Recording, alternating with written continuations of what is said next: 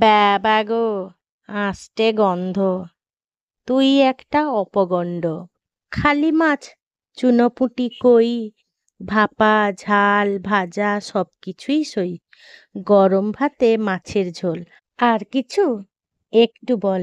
বাঙালি থাকে যেন মাছে ঝোলে ভাতে, কলসির জল আর সাঁতার কাটে তাতে।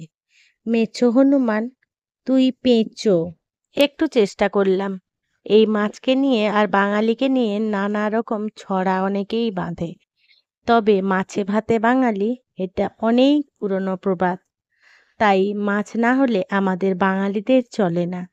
অনেক সময় আমাদের ঝোল ঝাল খেতে ইচ্ছে করে না, তখন যদি এই রকম দারুণ স্বাদের মাছ ভাজা বানিয়ে ফেলেন, তাহলে দুপুরবেলা গরম গরম ডাল ভাতের সাথে একেবারেই জমে যাবে। ছোট থেকে বড় সবাই কিন্তু ভীষণ পছন্দ করবে। তাই আজকে আমি হাজির হয়ে গেছি বাটা মাছের মশলা ফ্রাই রেসিপি নিয়ে। এটা বানানো যেমন সহজ, তেমনি আমাদের হেঁশেলে থাকা সামান্য কিছু মশলা দিয়েই তৈরি করে ফেলতে পারেন দুর্দান্ত স্বাদের বাটা মাছের ভাজা। বাটা মাছে ছোট ছোট কাঁটা থাকার জন্য অনেকেই ঝালঝোল বা পছন্দই করেন না মাছটাকে। তবে আমার মতো করে যদি এই রকম মজাদার মশলাদার মাছ ভাজা বানিয়ে নেন, আশা করছি আপনাদের ভীষণ ভালো লাগবে। যে সকল বন্ধুরা আমার এই ভিডিওটি দেখছেন, তাদের কাছে অনুরোধ রইল আমার এই রেসিপিটি সম্পূর্ণ দেখার জন্য।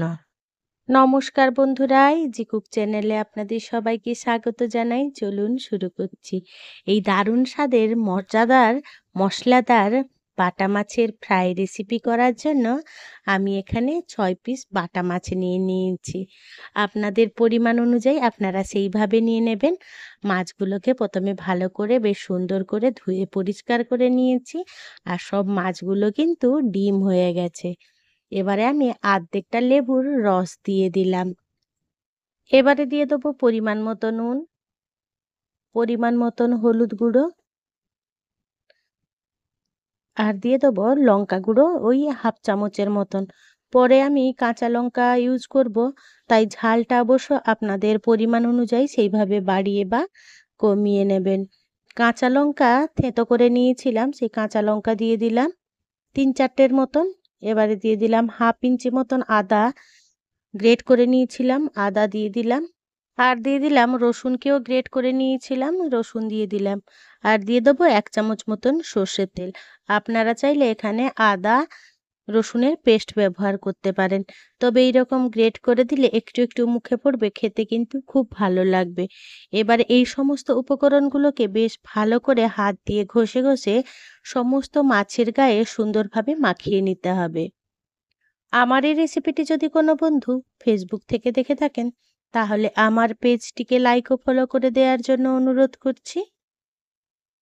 কথা বলতে বলতে আমার মাছগুলো বেশ সুন্দরভাবে মাখানো হয়ে গেছে, অর্থাৎ আমি সমস্ত মাছের গায়ে সুন্দরভাবে সমস্ত মশলাগুলো লাগিয়ে নিয়েছি। এবারে এটাকে 1/2 ঘন্টা মতন রেখে দেবো। 1/2 ঘন্টার পর ফিরে আসছি। 1/2 ঘন্টার পর ফিরে এলাম। এবারে মাছের উপর থেকে আমি ছড়িয়ে দিলাম 2 চামচ করে চালের গুঁড়ো আর কর্নফ্লাওয়ার। দুটো একসাথে মিশিয়ে নিয়েছিলাম, সেটা কোনো কারণে স্কিপ হয়ে গেছে আমার, তো আপনারা সেইভাবে দিয়ে দেবেন। এবারে এই চালের গুঁড়ো আর কর্নফ্লাওয়ারের গুঁড়ো সমস্ত মাছের গায়ে কোট করে নেব। এই মাছের গায়ে এইগুলো দিলে মাছে বেশ ক্রাঞ্চি ভাবটা আসে, আর মাছ ভাজাটা খেতে ভীষণ ভালো হয়। তাই আপনাদের মাছের পরিমাণ অনুযায়ী চালের গুঁড়ো আর কর্নফ্লাওয়ারের পরিমাণ বাড়িয়ে বা কমিয়ে নেবেন। এবারে আমি মূল রান্নার জন্য গ্যাসের কাছে চলে এলাম।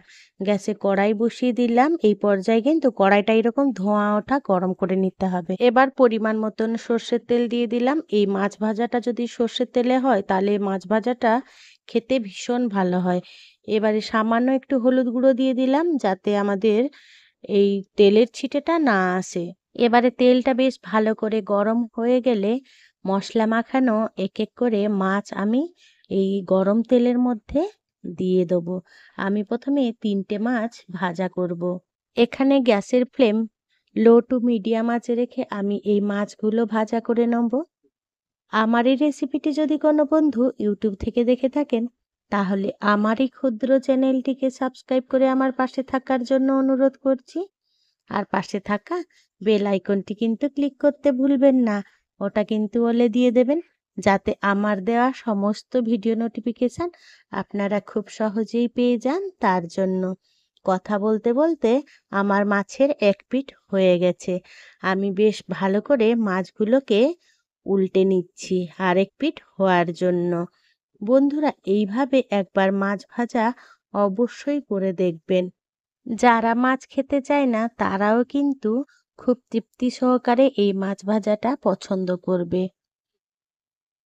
বন্ধুরা, এবারে বলে ফেলুন তো আপনাদের কার কার এই বাটা মাছ পছন্দের। এবারে দেখুন মাছটা পুরো কালার চেঞ্জ হয়ে এসেছে। এই রকম কালার চেঞ্জ হয়ে গেলে এই পর্যায়ে কিন্তু এই খুন্তি দিয়ে আমাদের একটু চেপে চেপে মাছগুলোকে ভাজা করে নিতে হবে। এইভাবে যদি খুন্তি দিয়ে চেপে চেপে আমরা মাছটা ভাজা করতে থাকি, তাহলে মাছটা ভেতর পর্যন্ত সুন্দরভাবে ভাজা হবে। আর মাছের ভেতরে যে একটা মানে জলজলা টাইপের অর্থাৎ ময়েশ্চারাইজার থাকে, সেইটা কিন্তু বেরিয়ে যাবে। আর তখন মাছটা খেতে কিন্তু ভীষণ ভালো হবে। তাই এই পর্যায়ে কিন্তু আপনারা এই স্টেপটা অবশ্যই ফলো করবেন।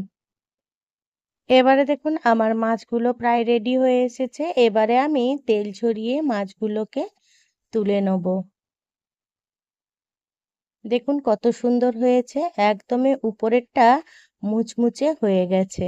যে সকল বন্ধুরা আমার এই রেসিপিটি দেখলেন তাদের কাছে অনুরোধ রইল অবশ্যই একবার এইভাবে মাছ ভাজা ট্রাই করবেন। আর আপনাদের সেটা কেমন লাগলো সেটা কিন্তু আমাকে কমেন্টে জানাতে একেবারেই ভুলবেন না। এবারে মাছ ভাজাগুলো আমি একটা প্লেটে সার্ভ করে নিচ্ছি। দেখুন কত সুন্দর হয়েছে দেখতে। বন্ধুরা, আজকে আমার এই রেসিপিটি আপনাদের কেমন লাগলো সেটা কিন্তু কমেন্টে জানাতে একেবারেই ভুলবেন না। যদি কোনো অংশে একটুও ভালো লেগে থাকে তাহলে ছোট্ট একটা লাইক করে দেবেন। আপনাদের এই ছোট্ট ছোট্ট লাইক আমাকে অনেক ইন্সপায়ার করে নিত্য নতুন রেসিপি বানানোর জন্য।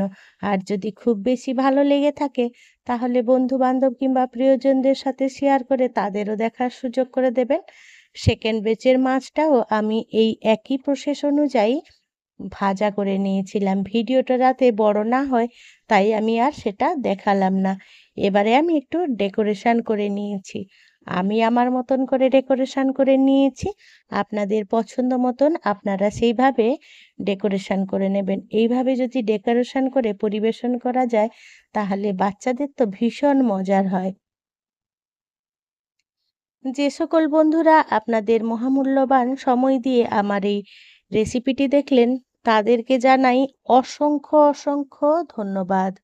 আপনারা ভালো থাকবেন, সুস্থ থাকবেন। দেখা হবে পরের কোনো নিত্য নতুন রেসিপিতে।